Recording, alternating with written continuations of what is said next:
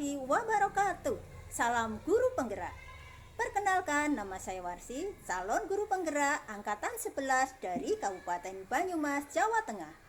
Pada kesempatan kali ini, saya akan menyajikan video aksi nyata modul 1.4 berupa kegiatan diseminasi budaya positif. Selamat menyaksikan.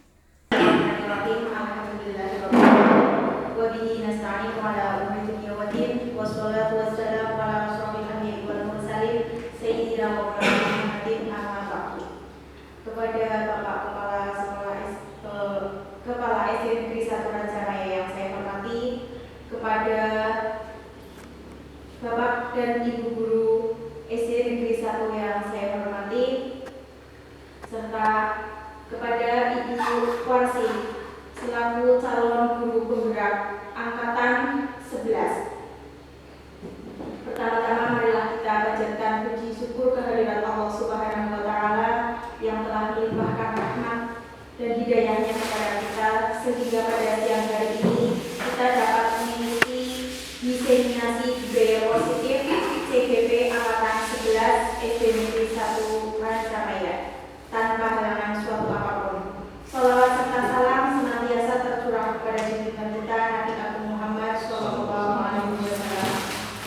yang senantiasa kita harapkan syafaatnya di yaumil qiyamah. Amin. Agustus tahun 2024. 1 pembukaan, 2 sambutan kepala sekolah, 3 diseminasi, dan 4 penutup. Memasuki acara yang pertama yaitu pembukaan. Marilah kita buka acara pada hari ini dengan bacaan basmalah bersama-sama. Bismillahirrahmanirrahim. Meningkat acara kedua yaitu sambutan dari kepala sekolah. Kepada Bapak Sukisno SPDSD disilakan.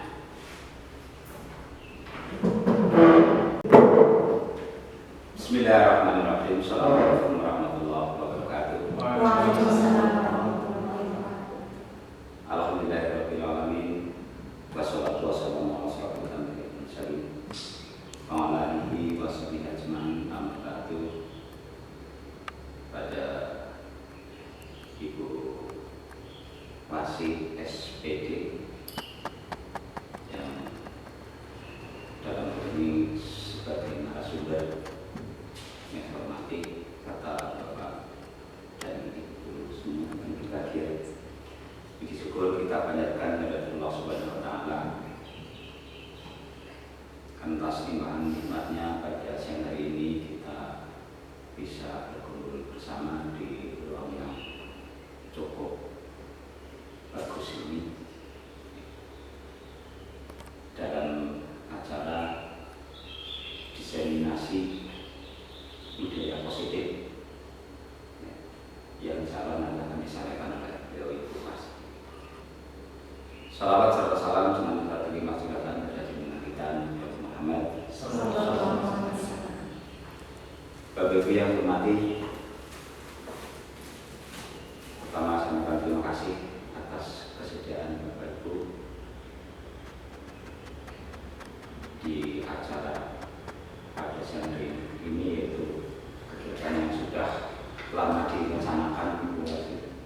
Kita memang situasi sekarang memang sedang sibuk-sibuknya sehingga kita mencari waktu sangat sulit. Ada waktu yang hari ini, sehingga acara waktu yang limit ini mari kita manfaatkan sebaik-baiknya untuk memberi kesempatan pada beliau Bu Warsi yang kita sama-sama tahu bahwa beliau sedang mengikuti calon guru penggerak angkatan 11. Kurang lebih waktu yang disediakan nanti untuk Bu Warsi kemungkinan bisa antara 2 jam lebih. Ya, monggo biasa tergantung dari narasumber kita mau waktunya berapa, monggo. Yang penting saya mengharapkan Bapak Ibu nanti ikuti kegiatan ini sampai dengan selesai. Demikian yang bisa saya sampaikan. Kurang lebihnya mohon maaf.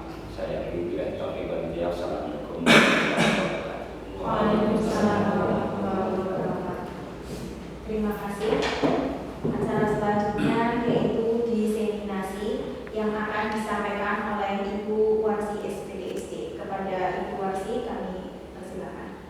Assalamualaikum warahmatullahi wabarakatuh. Waalaikumsalam warahmatullahi wabarakatuh.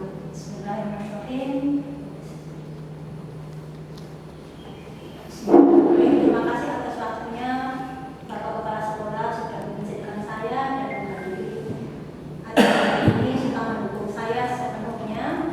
Juga terima kasih atas kehadirannya Bapak Ibu Guru SD Negeri 1 Rajanaya menghadiri acara diseminasi hari ini, yaitu diseminasi budaya positif.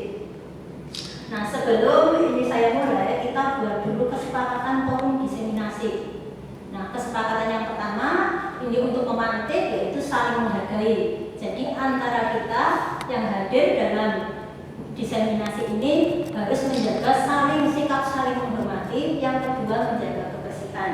Barangkali Bapak Ibu semua ada yang punya usulan, kira-kira kesepakatannya apa lagi? Boleh makan. Sapi. Boleh Usul yang lainnya? Boleh Medan, ini bahasa Banyumasan. Santai, terus tapi santai tapi serius ya. Ya, tapi Pak. Kitanya boleh merokok. Bagaimana Bapak itu merokok atau itu kesepakatan bersama dan positif boleh Pak? Kalau merokok, Ya. Tidak boleh. Ya. Sudah yang terakhir. Boleh merokok tapi di luar. Berarti tidak dalam forum ini ya Pak? Meskipun di sini kamu saya juga masih tahan. Boleh ngantuk apa enggak?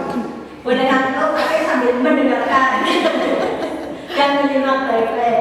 Ada lagi kesepakatan lainnya Bapak Ibu? Cukup. Oh, kalau di sini saya tulis kesepakatan dengan kata tidak boleh merokok, itu sepertinya kurang etis. Harusnya kata tidak itu kan bermakna negatif. Nah, di sini lebih baik kita menjaga hak teman dan atau juga tanggung jawab menjaga lingkungan dan sebagainya. Nah, kita lanjut saja ya Bapak Ibu ya. Kita sepakati yang sudah kita sepakati, kita lanjut berikutnya, yaitu budaya positif. Apa itu budaya positif? Budaya positif yaitu budaya yang berkembang di sekolah, di kelas, lalu ke sekolah, yang menggambarkan suatu sikap perilaku yang positif yang dimulai dari diri sendiri. Diri sendiri maksudnya terdorong oleh motivasi dari dalam atau motivasi internal. Budaya positif ini berkembang dengan didasari dari nilai-nilai kebajikan universal. Apa itu kebajikan universal? Kebajikan universal itu kebajikan yang lintas suku, lintas agama, lintas etnis. Contohnya kejujuran. Sepertinya seluruh dunia ini lintas agama, lintas etnis pasti setuju bahwa nilai kejujuran itu sangatlah penting. Itu sudah nilai yang seluruh dunia mengakuinya. Selain itu apa kira-kira?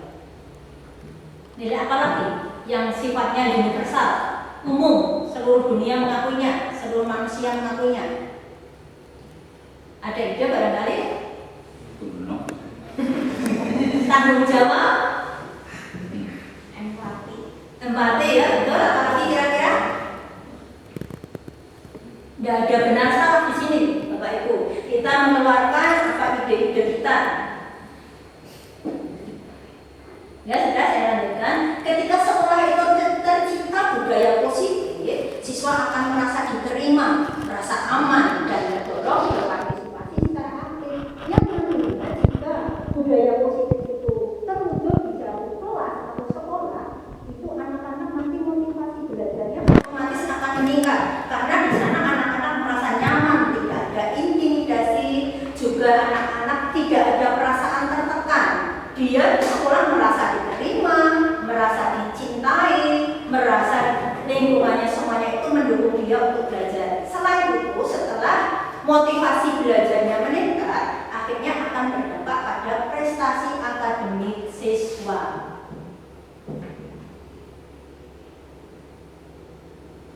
Nah, ini barangkali Bapak Ibu bisa untuk menyimak, mengamati nilai-nilai kebajikan universal.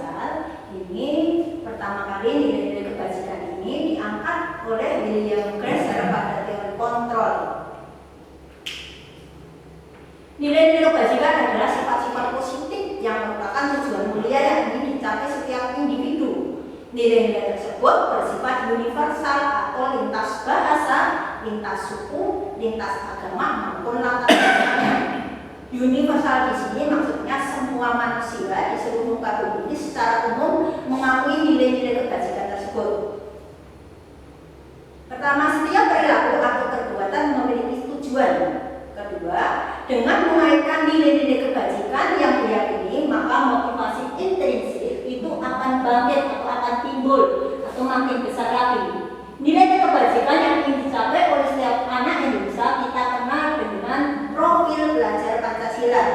Nah, jadi nilai-nilai pada profil belajar Pancasila ini terinspirasi oleh Dr. William Brazzer pada teori kontrol yang terbit tahun 1984.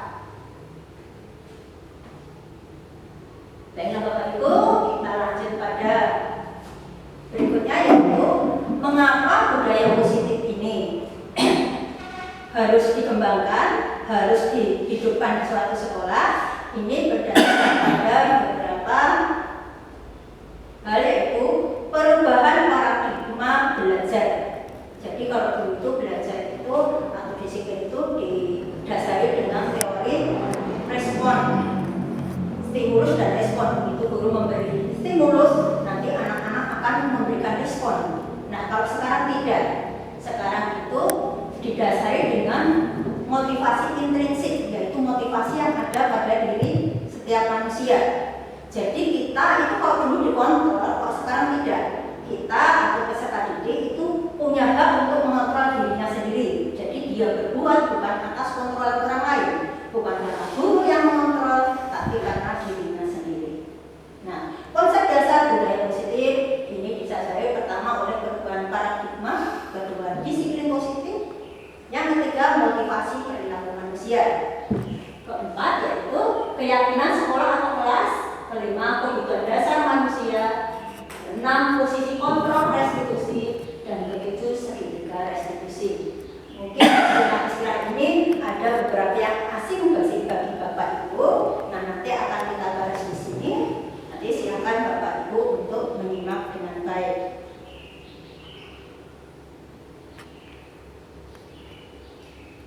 Pertama yaitu perubahan paradigma baru seperti tadi yang sudah saya ulas juga. Perubahan berpikir dari paradigma stimulus respon kepada pendekatan teori kontrol. Tadi sudah saya sedikit. Paradigma stimulus kontrol sudah tidak relevan lagi pada kondisi saat ini karena perkembangan kodrat zaman yang berbeda dengan masa lalu. Apa itu kodrat zaman? Kodrat zaman yaitu kondisi saat ini, di mana saat anak dilahirkan.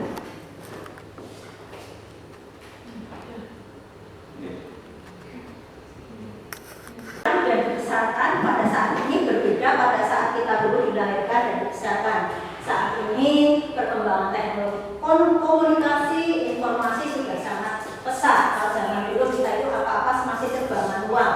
Sekarang tidak. Makanya anak-anak harus dibesarkan sesuai zaman anak-anak itu zaman saat ini. Saat zaman teknologi berkembang pesat.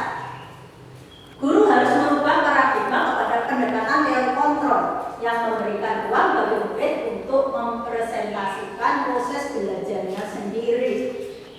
Guru hanya memberikan suatu tuntunan. Guru tidak mengontrol, tapi guru di sini itu tugasnya memfasilitasi dan menuntun siswanya untuk mencapai perkembangannya secara optimal. Ide gagasan kuliah linguistik yang dapat menuntun murid mencapai keselamatan dan kebahagiaan sebagai manusia sesuai dengan tujuan pendidikan yang diutarakan oleh Ki Hajar Dewantara. Menurut Ki Hajar Dewantara, bahwa pendidikan itu bertujuan untuk menuntun murid menuju kodrat zaman dan kodrat alamnya agar siswa berkembang secara optimal sesuai dengan potensi yang dimiliki oleh siswa.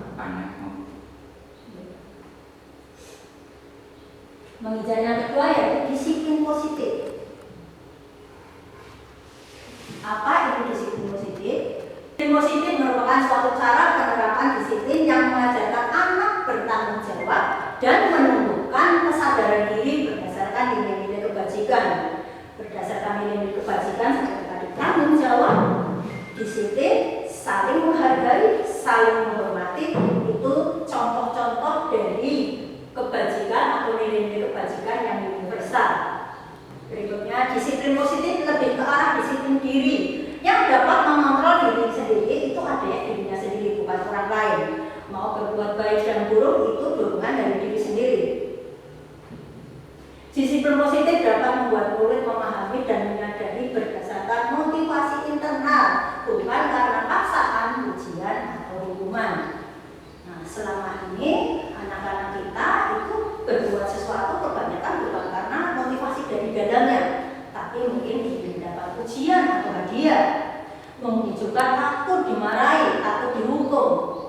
Nah, untuk disiplin positif kita tidak mengharapkan seperti itu. Kita ingin anak-anak itu patuh pada peraturan dan disiplin itu muncul dari dirinya sendiri. Bahwa anak-anak meyakini itu nilai yang harus saya pegang, yang harus saya pilih dan harus saya laksanakan, harus saya lakukan di dalam tersebut.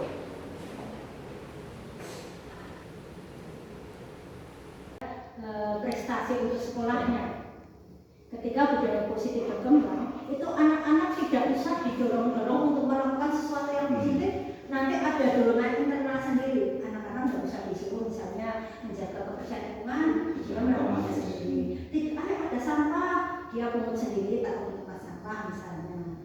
Terus ini juga bisa menjadi pembelian misalnya, karena ada dorongan dari dia misalnya. Oh iya, pembeli itu kan mengganggu orang lain, tidak menghormati orang lain, perilaku tidak berkomitmen, tidak bertanggung jawab, seperti itu tujuannya nanti akan ke situ. Nah, tujuan disiplin positif ini nanti muaranya pada profil pelajar Pancasila. Disarankan di sini dijadikan untuk tujuan pendidikan bagi anak-anak kita. Yang pertama yaitu beriman dan bertakwa kepada Tuhan dan berakhlak mulia.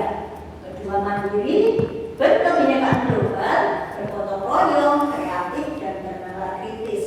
Tentu kita semua setuju bahwa anak-anak kita itu harus mempunyai pribadi yang beriman dan bertakwa kepada Tuhan Yang Maha Esa serta berakhlak mulia. Semua guru pasti setuju untuk ini. Apalagi negara kita adalah negara yang berdasarkan Pancasila. Yang pertama berbunyi, sila 1 berbunyi ketuhanan Yang Maha Esa. Ini sangat sesuai dengan profil pelajar Pancasila yang pertama. Berikutnya mandiri. Kita ingin mencetak anak-anak kita, anak didik kita menjadi pribadi yang mandiri. Bukan bergantung pada orang lain, bukan berbuat atas kontrolan orang lain, tapi berbuat karena dorongan intrinsik, dorongan internal dari siswa tersebut. Berikutnya berkebinekaan global. Berkebinekaan global yaitu kita ingin siswa kita itu punya prinsip, dorongan internal, motivasi internal yang baik dari dirinya sendiri, tapi juga tidak boleh melupakan bahwa siswa kita itu hidup di dunia yang satu, yang harus saling berbagi di dalamnya, saling bekerja sama dan saling berkolaborasi. Tidak mungkin satu negara bisa hidup sendiri, manusia bisa hidup sendiri, tidak mungkin. Makanya itu anak-anak ditanamkan berkebinekaan global. Berikutnya bergotong royong. Bergotong royong sangat sesuai dengan nilai yang diyakini oleh bangsa kita. Dari sejak zaman nenek moyang kita dulu sudah terbiasa dengan bergotong royong ini.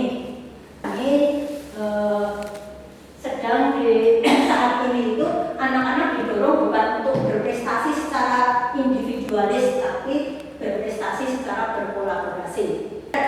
Individu yang bisa sukses sendiri, tapi nanti akan berdampak pada banyak orang, atau berdampak luas bagi lingkungannya. Berikutnya kreatif. Nah, kreatif yaitu suatu perbuatan yang nanti kita ingin anak-anak kita itu kreatif, bisa menciptakan sesuatu atau bisa juga memodifikasi dari sesuatu yang dia sudah pahami. Berikutnya bernalar kritis. Bernalar kritis yaitu anak-anak didik kita upayakan, kita pancing, kita tumbuhkan daya kritisnya untuk berpikir secara rasional dan kritis. Apakah Bapak Ibu masih tegar? Amin. Sedang fokus.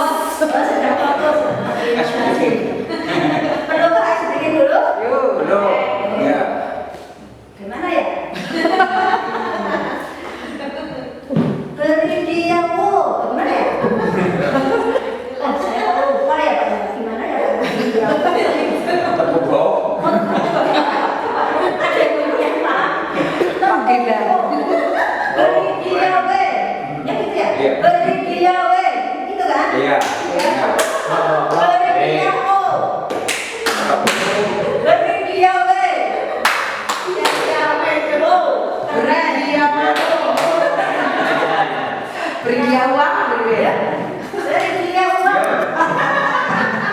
Kalau anu Video. Wow.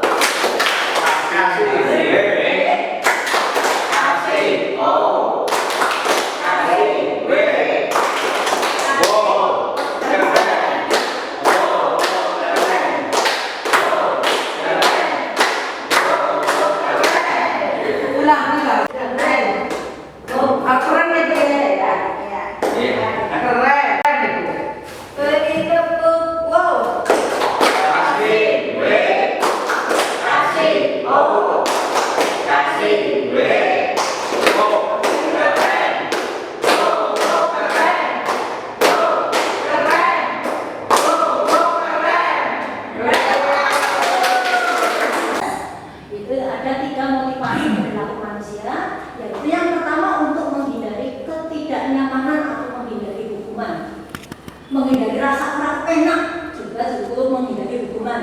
Itu motivasi yang pertama. Motivasi yang kedua yaitu untuk mendapatkan imbalan, penghargaan, pujian atau penghargaan dari orang lain. Yang ketiga motivasinya yaitu untuk menjadi orang yang mereka inginkan. Jadi ini dorongan dari diri sendiri. Oh, saya berbuat seperti ini karena keinginan saya harus begini. Nah, itu adalah motivasi internal, motivasi yang ingin kita ciptakan pada anak didik kita. Ciri-ciri dari motivasi perilaku untuk menghindari hukuman yaitu biasanya seperti ini. Dalam pikirannya berbicara seperti ini. Murid bertanya, apa yang akan terjadi bila saya melakukannya? Ya? Hal tersebut adalah motivasi eksternal. Jadi menghitung untung ruginya. Oh, kalau saya mengerjakan ini, saya pasti begini. Yang kedua, untuk mendapatkan imbalan atau penghargaan dari orang lain. Nah, ini termasuk sebuah ujian di dalamnya. Nah, kalau anak-anak untuk tumbuh pada anak didik kita, motivasi ini yang kita percaya akan membuat atau menimbulkan budaya positif bagi pribadi anak-anak yang nanti akan berkembang, positif juga untuk kelasnya dan juga terakhir positif untuk sekolahnya.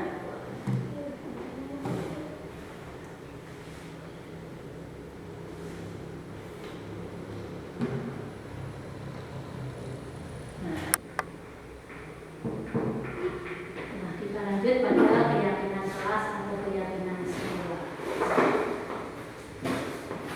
Mengapa keyakinan kelas? Mengapa tidak peraturan kelas? Mengapa kita memiliki peraturan tentang penggunaan helm pada saat mengendarai kendaraan roda 2 atau motor? Kira-kira apa Bu, Bapak Ibu? Kalau kita naik motor, lalu kita pakai helm, motivasinya karena apa? Karena ingin dapat ujian, takut ditilang. Oh, nah, kalau takut ditilang, itu termasuk motivasi eksternal atau internal? Eksternal.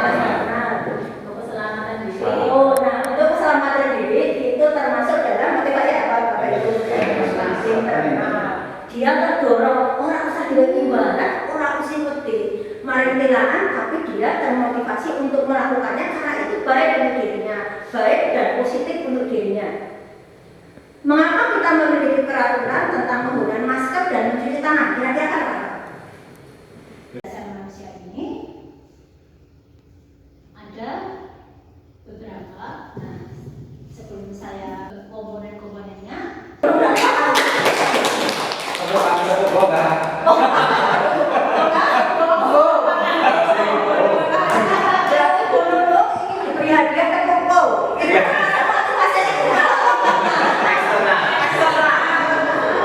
Mau dikabulkan permintaannya? Itu tidak. Pokoknya sih kon maju. Keyakinan jelas berasal dari penyatuan pikiran bersama berdasarkan nilai-nilai kebajikan universal yang diturunkan di kelas-kelas. Keyakinan ini disepakati secara tersirat dan bersifat lepas dari latar belakang suku, negara, bahasa maupun agama. Nah, untuk anak-anak yang kelas rendah itu sebaiknya yang tersurat biar anak-anak paham. Kalau anak-anak yang mungkin nanti SMP, SMA itu bisa yang tersirat. Nah, cara membentuk keyakinan kelas. Nah, ini ada langkah-langkah yang bisa dilakukan, yaitu yang pertama curah pendapat tentang peraturan yang perlu disepakati. Nah, kalau membuat keyakinan kelas itu nanti ada curah pendapat, ada usulan-usulan dari murid. Jadi antara murid dan guru itu berdiskusi, guru sebagai penuntut atau sebagai fasilitator, murid-muridnya nanti akan mencurahkan pendapatnya. Kira-kira peraturan apa, keyakinan apa yang mau diangkat untuk keyakinan kelas. Yang kedua, mencatat masukan para murid atau warga sekolah yang dapat dilihat oleh seluruh murid atau warga sekolah. Jadi usulan-usulan tadi nanti akan dituliskan dan ditempelkan pada papan yang semuanya bisa mengakses atau melihat atau membacanya.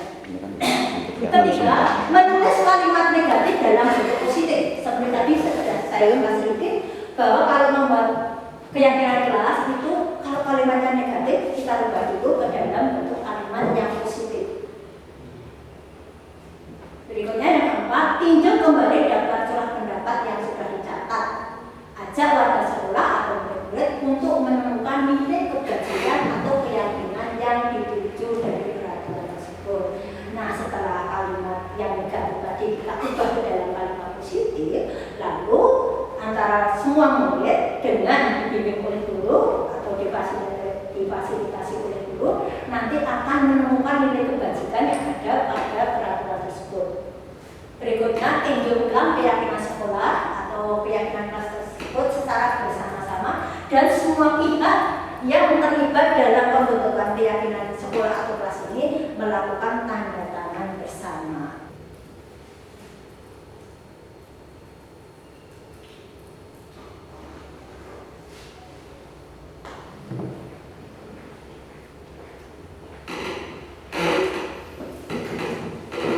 Nah, ini ada beberapa contoh peraturan kelas dan keyakinan. Contoh yang pertama yaitu saya tadi sudah ulas sedikit, peraturan dalam kalimat negatif, misalnya jangan bicara kasar.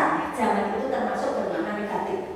Harusnya berubah dalam kalimat positif menjadi berbicara sopan.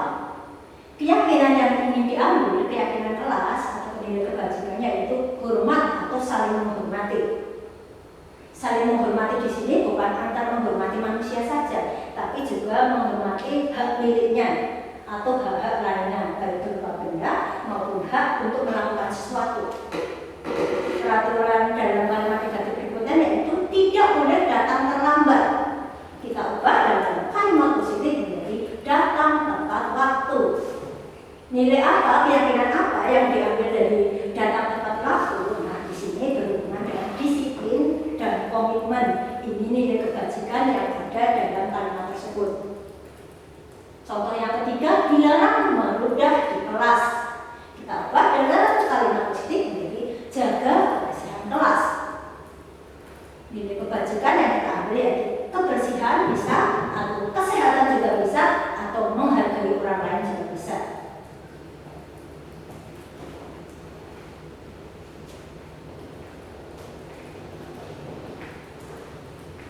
Ada materi berikutnya yaitu kebutuhan dasar manusia. Materi kebutuhan dasar manusia ini ada beberapa. Nah, sebelum saya pada komponen-komponennya, saya terangkan dulu apa itu kebutuhan dasar manusia. Kebutuhan dasar manusia yaitu manusia itu dalam berbuat apapun pasti memiliki tujuan. Berbuat baik itu positif maupun negatif, pasti semua orang itu punya tujuan. Tujuan tersebut yaitu untuk memenuhi kebutuhan dasar. Jika murid melakukan hal yang bertentangan dengan nilai-nilai kebajikan yang diyakini, itu berarti anak tersebut telah gagal memenuhi kebutuhan dasar mereka. Lalu apa kebutuhan dasar manusia tersebut? Mengapa anak yang melanggar peraturan disebut mereka telah gagal memenuhi kebutuhan dasar tersebut? Nah, Nah, ini ada 5 kebutuhan dasar manusia, yaitu kebutuhan bertahan hidup. Ini kebutuhan yang pertama. Yang kedua yaitu kebutuhan kasih sayang, dihargai, diterima, atau dicintai. Ketiga, kebutuhan kekuasaan. Jadi kekuasaan di sini menguasai orang lain atau menguasai lingkungannya atau menguasai kemampuan, suatu kemampuan. Berikutnya kebutuhan kebebasan. Yang kelima, kebutuhan kesenangan. Nah, inilah alasan-alasan manusia untuk berbuat sesuatu. Kalau tidak untuk bertahan hidup, ya bisa juga untuk mendapat kasih sayang atau mendapat kekuasaan, mendapat kebebasan atau mendapat kesenangan, atau bahkan 5-5-nya sekaligus bisa saja, atau 2 atau 3. Nah, ini ada contoh kasus. Contoh kasusnya yaitu Ibu Zulaika, guru kelas 5, sedang bingung menghadapi ulah salah satu murid di kelasnya, yaitu Tommy. Beberapa anak telah mengeluhkan Tommy yang sering meminta bekal makan siang mereka dengan paksa. Nah, Bapak Ibu, jika Anda menghadapi seperti ini, situasi seperti Ibu Zulaika, apa yang akan Anda lakukan? Menurut Anda, kira-kira apa alasan Tommy melakukan hal tersebut? Coba Bapak Ibu, kalau Bapak Ibu menghadapi masalah seperti ini, apa yang Bapak Ibu lakukan? Marahkah? Tertawakah? Menangiskah? Atau melakukan tindakan apa kira-kira? Dinasehati. Dinasehati, ya bagus tanggit, berikutnya Tidak. dulu, Kenapa tanyakan saja. Hati di rumah gimana? Ya coba Pak Dasono, satu-satu Pak Dasono dong. Mungkin saya berarti di rumah kebiasaanmu kita makan dengan keluarga bagaimana? Apakah kamu di rumah terpenuhi makannya? Mungkin juga sampai ke dekat tadi sarapan apa malam siang pagi itu berarti apa? Apakah ibu selalu memasak untuk kakak adikmu? Itu nanti akan bisa digali sumber dari kenapa Tommy melakukan perbuatan seperti itu. Mungkin karena di rumah kurang perhatian kasih sayang orang tua dengan kali makan, atau sering kalah rebutan dengan kakak atau adik. Itu mungkin menjadi salah satu penyebab si Tommy di kelas itu seperti itu. Dan banyak lagi yang Mungkin ada kemungkinan lain lagi ya Pak ya? Bisa satu kemungkinan atau 2 atau lebih dari itu. Ya Bapak Ibu yang lain, ya tepuk tangan dulu tuh Pak Dasono. Ini berat untuk Pak Dasono. Iya. Makasih Bu. Ya coba panggil. Ya dinasehati, intinya kalau memaksa itu dosa. Dengan syarat hubungannya dengan Tuhan atau nilai-nilai religius. Dosa memaksa temannya itu dosa. Tapi kalau dikasih itu ya silakan begitu. Terus sebagai guru juga mencari ininya apa sumber penyebabnya, apakah karena tidak bawa, apakah karena setiap hari tidak membawa bekal begitu. Tapi seharusnya posisi guru juga sebagai penengah harus teliti. Oh, ada yang tidak membawa, berarti disampaikan ke semua murid. Barangkali ada yang mau berbagi, menolong, ada yang lupa. Tapi kalau setiap hari kan berarti kita curiga, harus perlu di cross check lebih dalam. Tapi yang tadi pertama kali dilakukan adalah karena masalahnya memaksa. Saya tegaskan, saya nasihati, memaksa itu intinya dosa. Selalu dikaitkan dengan hubungannya dengan Allah, dengan Tuhan. Kaitannya dengan nilai tadi apa yang universal, religi juga universal kan. Itu saja. Ya terima kasih Pak Anggit. Setelah tadi Pak Dasono itu sudah kumlot, sekarang Pak Anggit apres ya tepuk tangan. Dan silakan bagusnya wis nanti ada nilai A plus maka Pak Gilang dari amin Tidak jauh berbeda dengan Pak Darsono dan Pak Asri, tapi juga melibatkan orang tua, tidak hanya anaknya saja yang kita tanyakan, tapi orang tua juga perlu kita tanyai lebih lanjut bagaimana si anak di rumah, apakah memang mendapat perhatian atau tidak. Kalau memang tidak, itu berarti memang sumber masalahnya nanti ketemu dari orang tua. Biasanya anak bagaimana bertindak, apa yang dia dapatkan dari rumah. oh seperti itu ya Pak Gilang. Terima kasih Pak Gilang atas jawabannya yang A plus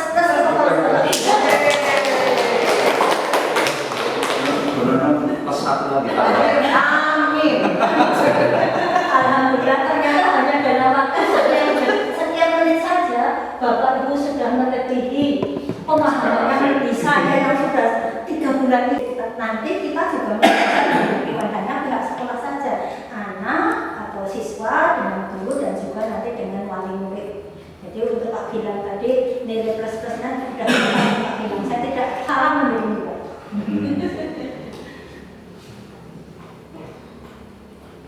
Lanjut pada berikutnya. Nah, ini tadi yang sudah Bapak Ibu utarakan tentang motivasi anak tersebut atau Tommy berbuat sesuatu tadi yang melanggar. Nah, ini ada pertanyaan jawabannya, yaitu Tommy melakukan tindakan tersebut karena yang pertama, Tommy merasa lapar karena kemudiannya tidak bekal makan siang dan tidak memberi uang saku untuk membeli makanan. Nah, kebutuhan dasar yang sedang dipenuhi oleh Tommy adalah kebutuhan itu apa Bapak Ibu? Iya, bertahan hidup. Karena makanan itu adalah kebutuhan dasar manusia. Jika kekurangan makanan, bisa saja Tommy melakukan tindakan tersebut. Karena ini merupakan tindakan yang melanggar, tapi dia melakukannya karena motivasi dasar ini.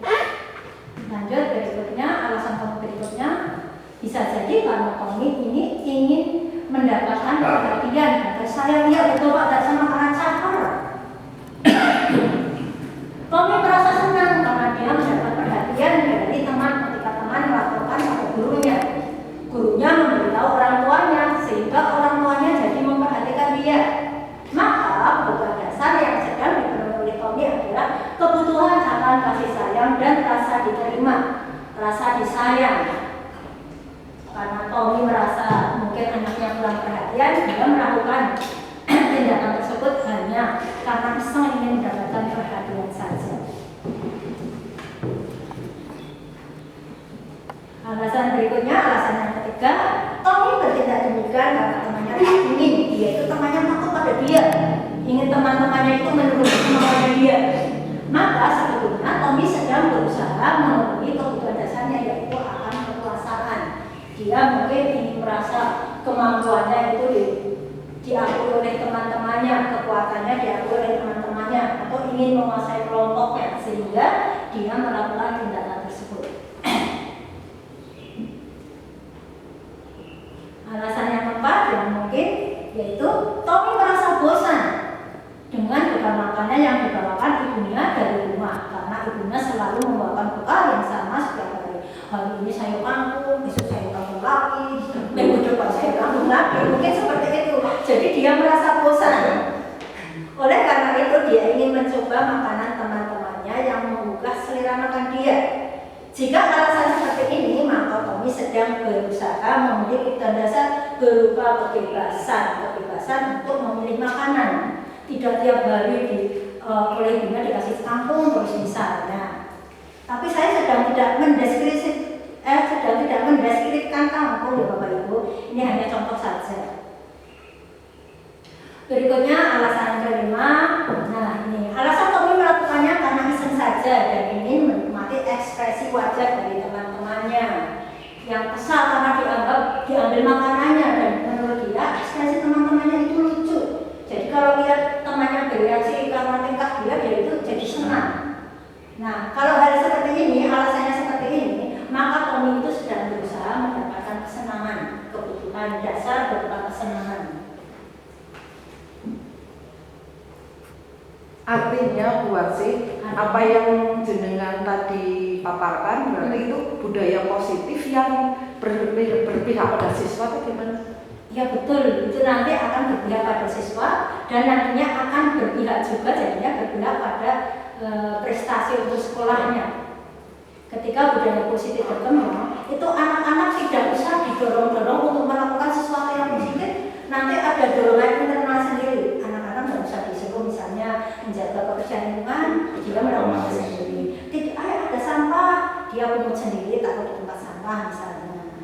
Terus ini juga bisa menghindari pembulian misalnya, karena ada dorongan dari dia misalnya, oh iya pembuli itu kan mengganggu hak orang lain, tidak menghormati orang lain, perilaku tidak berkomitmen, tidak bertanggung jawab, seperti itu tujuannya nanti akan ke situ.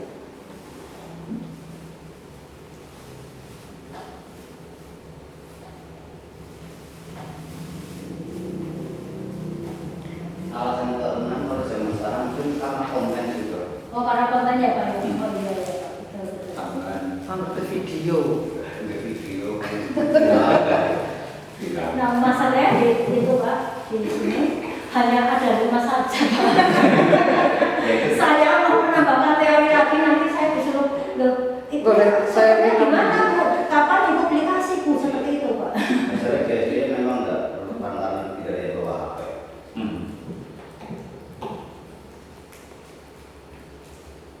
Ya dapat diterima usul dari Pak Darsono, tapi ini perlu ada penelitian lagi dan survei-survei. Berikutnya ada posisi kontrol di sini. Ini apa itu posisi kontrol? Posisi kontrol restitusi yaitu posisi kontrol kita sebagai guru bisa menempatkan posisi kita jika menghadapi murid bisa banyak pilihan di situ. Nah, kita mau menjadi guru yang sebagai penghukum atau guru yang membuat rasa bersalah pada siswa atau guru yang menjadi teman bagi siswa atau juga guru yang menjadi pemantau atau pengawas bagi siswanya atau juga guru yang berkedudukan sebagai manajer bagi siswanya. Nah, ini lebih jauh bagaimana akan kita bahas berikutnya yaitu pada slide berikutnya.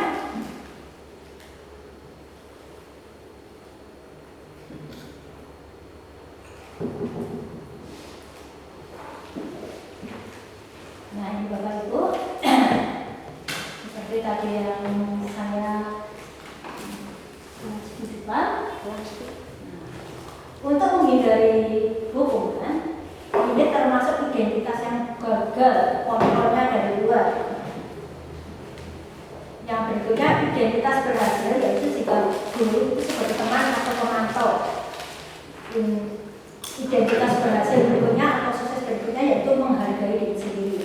Kita menginginkan yang menghargai diri sendiri karena itu kontrolnya internal sifatnya. Jika guru sebagai penghukum, ia akan menghardik atau menunjuk-nunjuk, menyakiti, menyindir muridnya ketika muridnya melakukan suatu kesalahan, membuat rasa bersalah. Nah, kalau membuat rasa bersalah, guru itu jadi berekspresi yang membuat siswa itu jadi merasa bersalah. Berikutnya, kalau sebagai teman membuat alasan-alasan untuk muridnya. Sebagai pemantau itu menghukum dalam arti, kamu sudah melakukan kesalahan ini, misalnya. Nah, kalau sebagai manajer, dia akan mengajukan pertanyaan-pertanyaan. Nah, apa yang dikatakan oleh guru yang sebagai guru penghukum? Yang pertama, kalau kamu tidak melakukannya, awas ya, rasakan ya, lihat besok. Nah, ini adalah guru yang sebagai penghukum. Hasilnya bagaimana Bapak Ibu? Tentu murid akan memberontak, bilang orang yang itu guru saya tidak kok, tapi itu kok. Nah, itu jika guru berkedudukan sebagai penghukum. Nah, sedangkan murid itu akan berada di luar dunia berkualitas, dunia ideal kita itu kan dunia berkualitas. Jika anak itu diperlakukan oleh guru sebagai penghukum, itu nanti anak-anak itu akan meletakkan guru di luar dunia berkualitasnya, di luar sebagai dunia impiannya.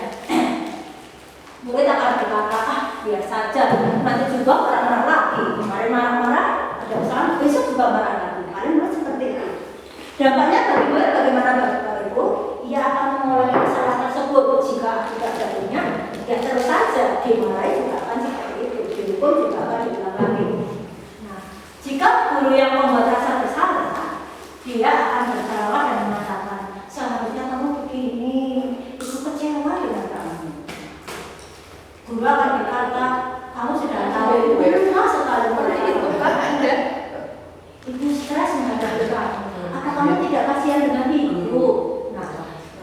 seperti itu anak akan merasa bersalah.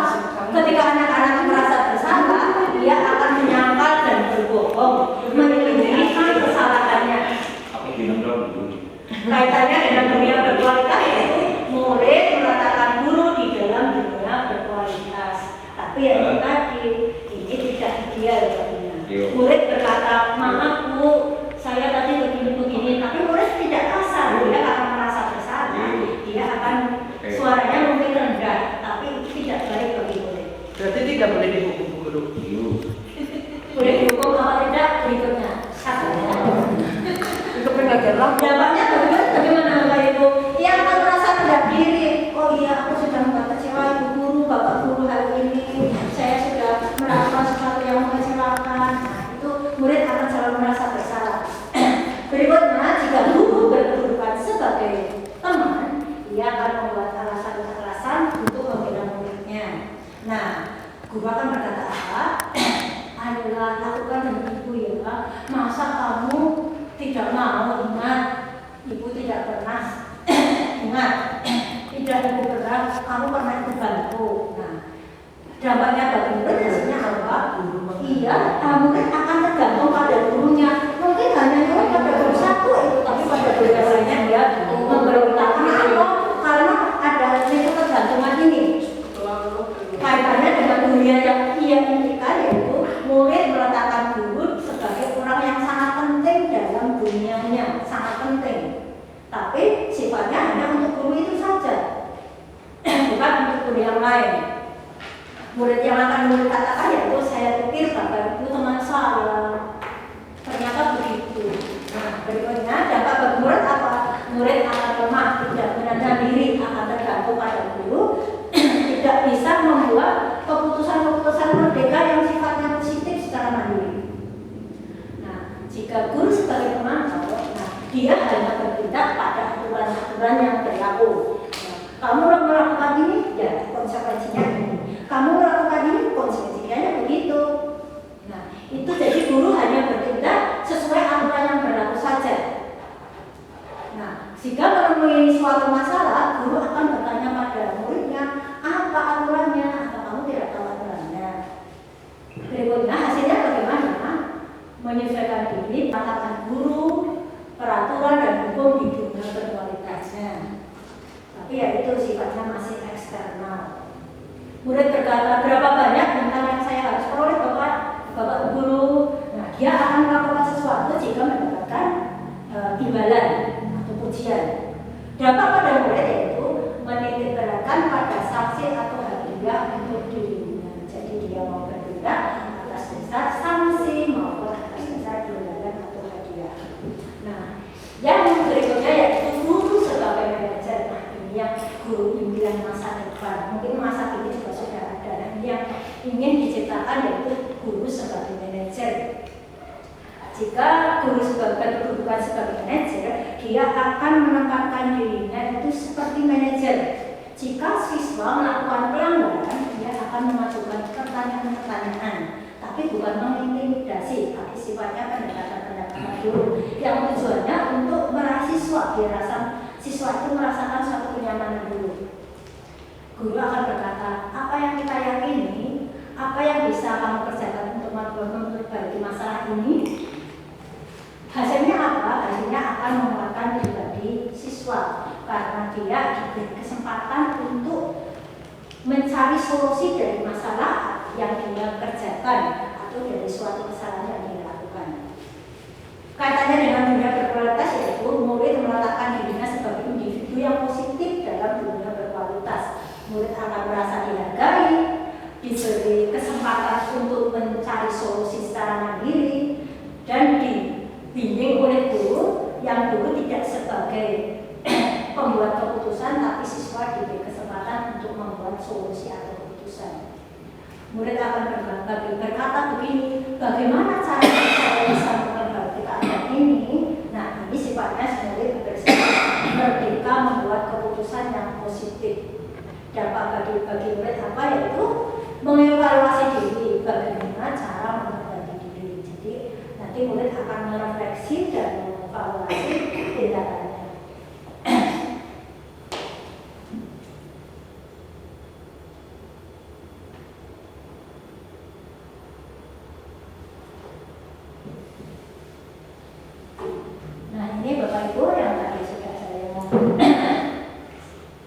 bicarakan di depan, yaitu tentang posisi guru sebagai manajer. Posisi kontrol restitusi. Di antara kelima posisi kontrol tersebut, sebaiknya seorang guru itu menggunakan posisi kontrol sebagai manajer. Mengapa harus posisi manajer?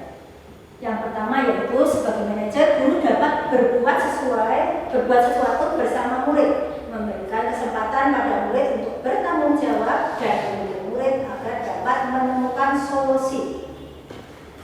Jadi cara murid mencari solusi, guru itu memfasilitasi.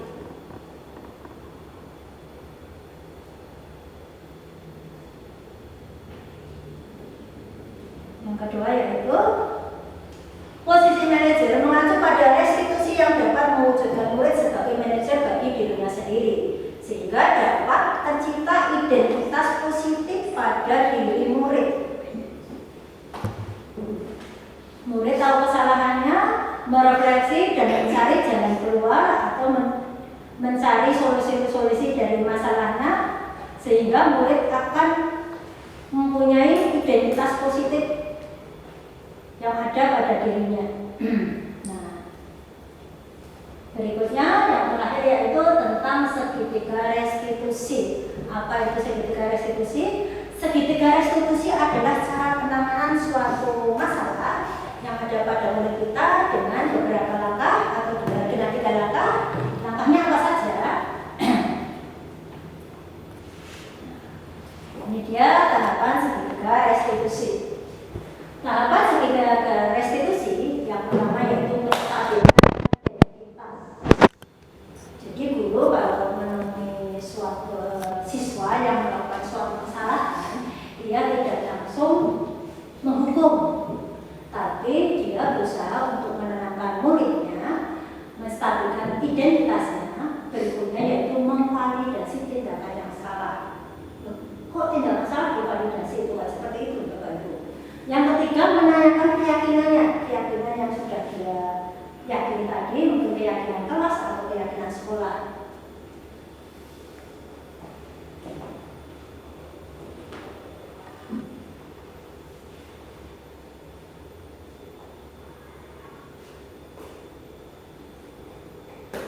Jadi dalam segitiga restitusi ini ada 3 tindakan yang bisa guru lakukan untuk mencarikan solusi muridnya yang bermasalah. Nah, ini kebetulan saya kemarin sudah praktek.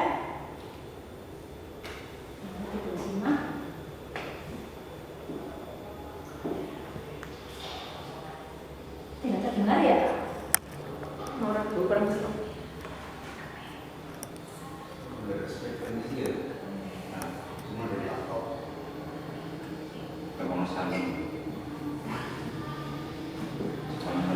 Enggak.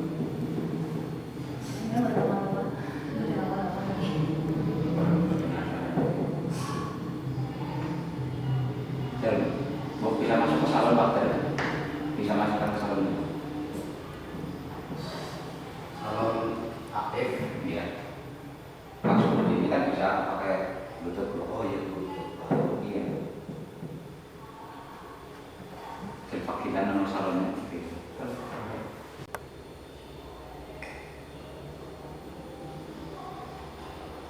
Ya suaranya kita video.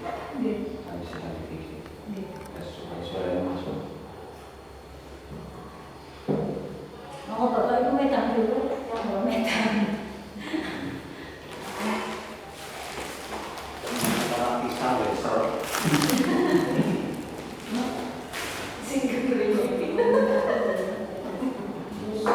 Pisang tanpa air serut, Bu.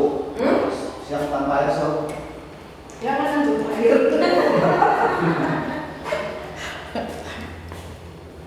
Pisang.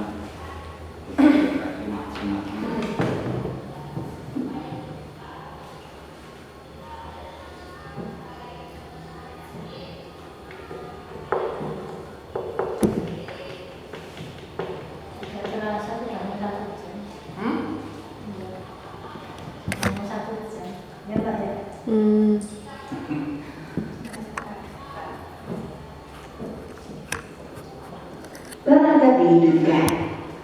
Mode Bluetooth sedang mencari perangkat.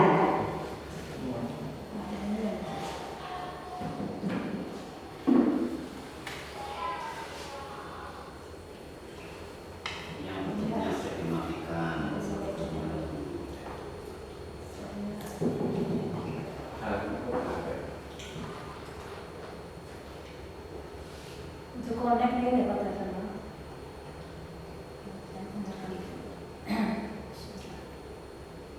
Bluetooth atas Bluetooth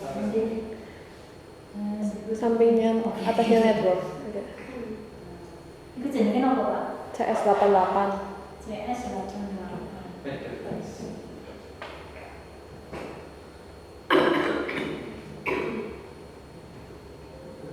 yang atas.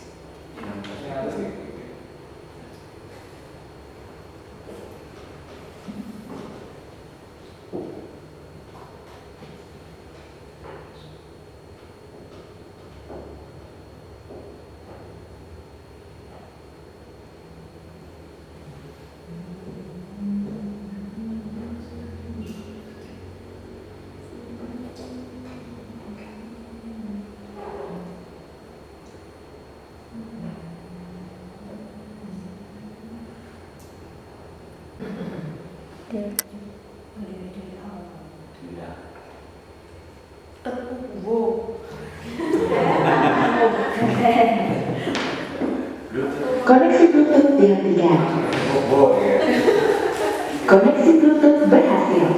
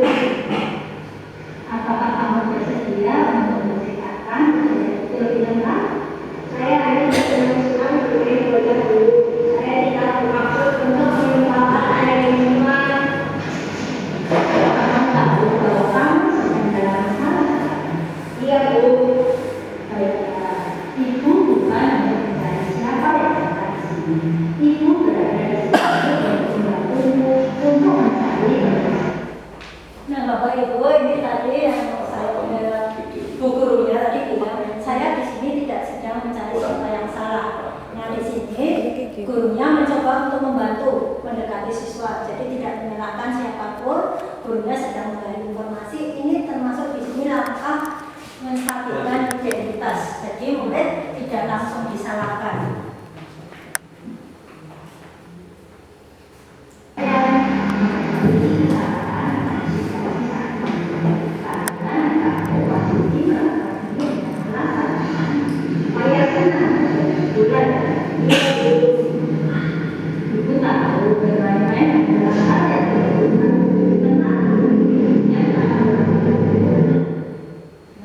Berikutnya tadi gurunya bicara begini, oh iya itu tahu kamu melakukan itu karena kamu ingin bersenang-senang mendapatkan kesenangan.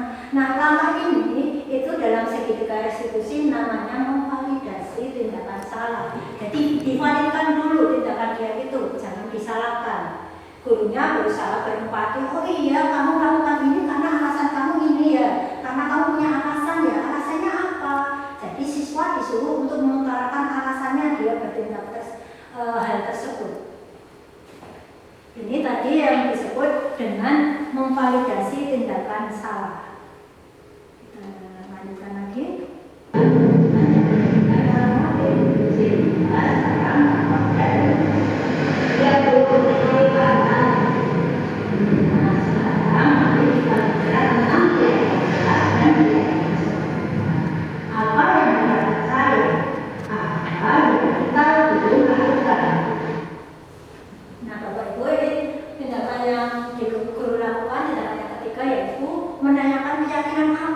dia yakini, kebajikan apa yang dia yakini itu benar. Ini dilakukan dulu setelah guru melakukan tindakan yang pertama dan kedua, karena murid sudah dekat dengan kita, mengutarakan alasannya, menyadari kesalahannya, sehingga sang murid nanti akan tahu, oh saya melanggar keyakinan ini bu, keyakinan kelas yang ini bu, saya yakinnya harusnya saya melakukan ini, tapi ternyata saya melakukan ini, gitu.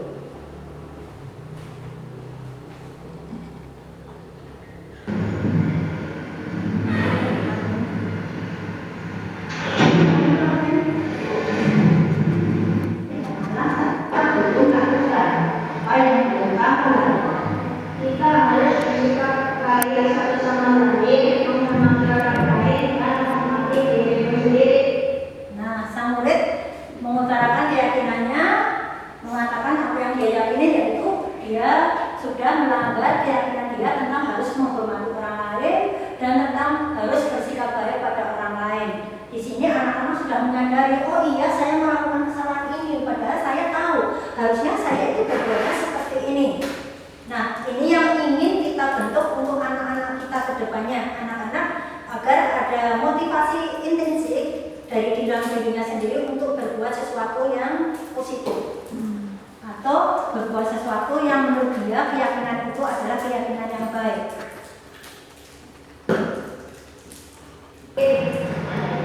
Dan coba dengan berbagai keyakinan kita. Apakah yang kami lakukan bukan celaka dan guna? Tidak bu. Kamu mendapatkan rasa senang. Menurut itu kamu bisa mendapatkan rasa tenang tanpa mendapatkan lain. Bagaimana? Iya bu. Sekarang bagaimana caranya untuk membagi? Saya akan meminta maaf serta mengganti air minum yang saya termakan karena saya dulu.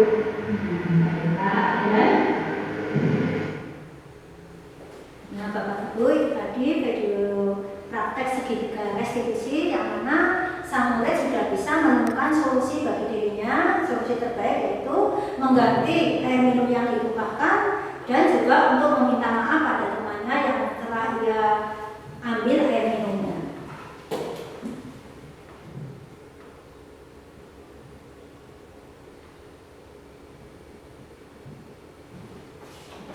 Nah, saya ulangi, itu dalam segitiga restitusi ada 3 tindakan. Yang pertama yaitu menstabilkan identitas.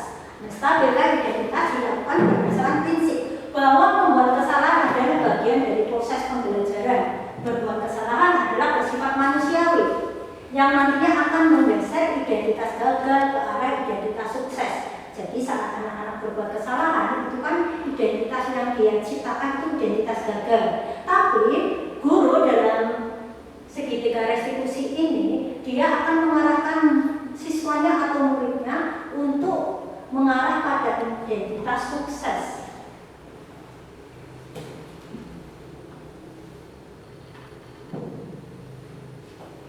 Berbuat salah adalah hal manusiawi. Tidak ada manusia yang sempurna. Kita pasti bisa menyelesaikan permasalahan ini. Bapak Ibu tidak tertarik untuk mengetahui siapa yang benar, siapa yang salah. Bapak Ibu lebih tertarik untuk menyelesaikan masalah. Nah, untuk tindakan yang kedua yaitu validasi tindakan yang salah. Kamu pasti punya alasan mengapa melakukan ini. Siswanya ditanya dulu, apa sih alasan kamu melakukan ini? Apa itu penting bagi kamu? Apa yang penting bagi kamu? Nah, kamu boleh tetap berusaha menjaga sikap baik itu, tapi tambahkan sikap baik yang lain, yang baru, yang lebih baik. Atau maukah kamu belajar cara lain untuk mendapat yang kamu butuhkan tanpa harus melakukan tindakan itu?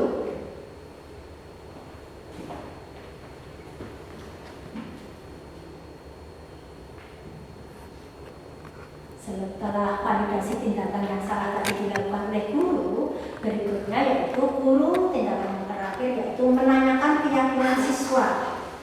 Menanyakan keyakinan dilakukan dengan memberi pertanyaan-pertanyaan bermakna kepada murid atau anak untuk memunculkan motivasi secara intrinsik sehingga mampu mengaitkan keyakinannya dengan tindakan yang salah.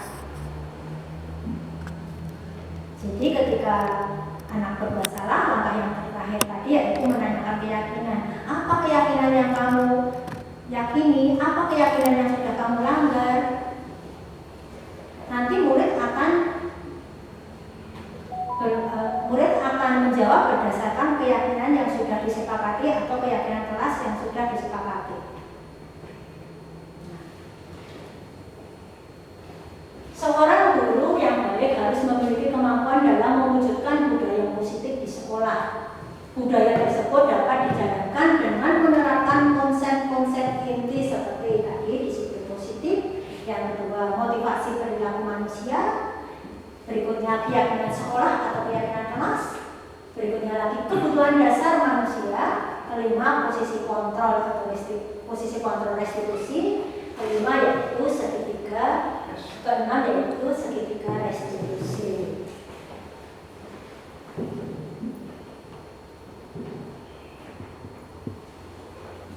Nah, demikian tadi Bapak Ibu diseminasi tentang budaya positif yang kita sudah laksanakan hari ini.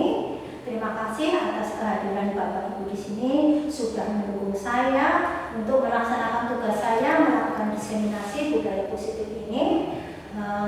Semoga Allah membalas kebaikan yang Bapak Ibu berikan dengan kebaikan yang lebih berlipat ganda lebih baik lagi. Akhir kata, wassalamualaikum warahmatullahi wabarakatuh. Waalaikumsalam warahmatullahi wabarakatuh.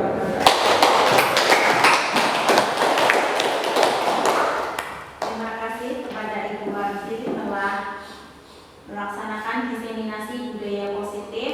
Kemudian ada sesi tanya jawab. Monggo Bapak Ibu yang mau bertanya atau menanyakan sesuatu yang tadi sudah dijelaskan oleh Bu Warsi. Silahkan. Untuk tanya. Untuk mau bertanya. Pertanyaan ya. Silakan Mas Andi. Yang tadi posisi kontrol restitusi kan ada 5 ya Bu ya. Ya. Yang posisinya sebagai penghukum, Ya. terus sebagai teman, memberi rasa bersalah, terus manajer ya Bu. Materi, manajer ya. Mengapa tidak kolaborasi?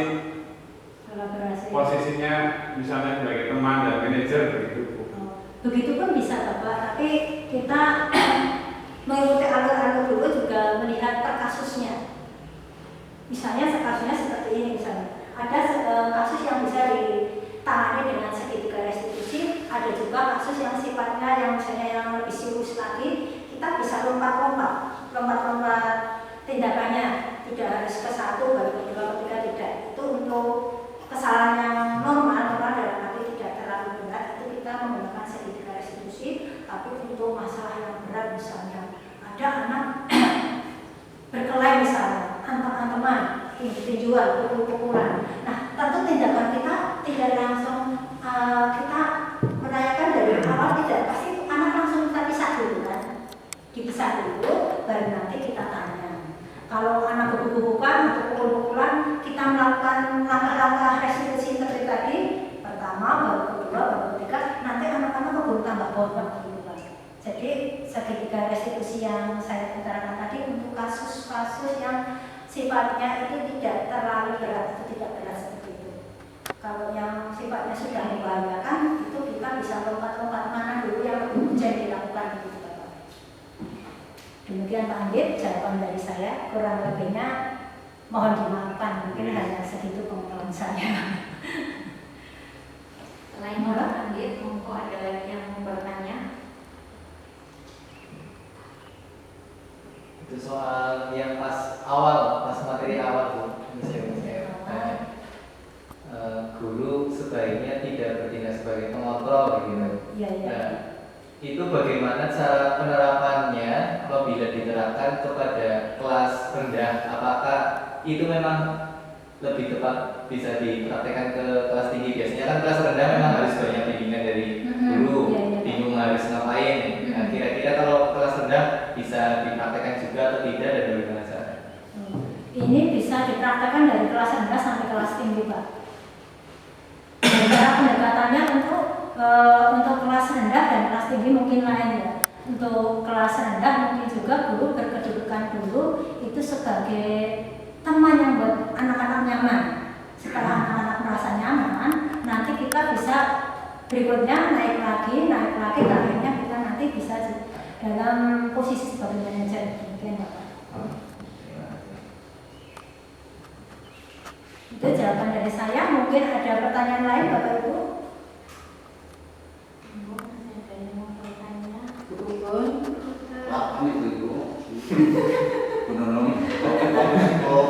Kemarin saya mau tadi, hampir tidak ada yang akan menangkap.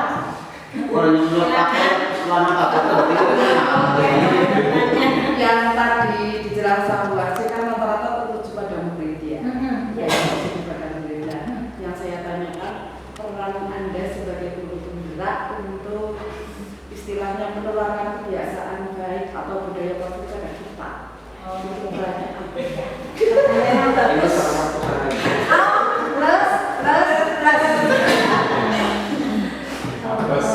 Bagus pertanyaan dari Bu Nunung, out of the box, ya Pak ya? Iya.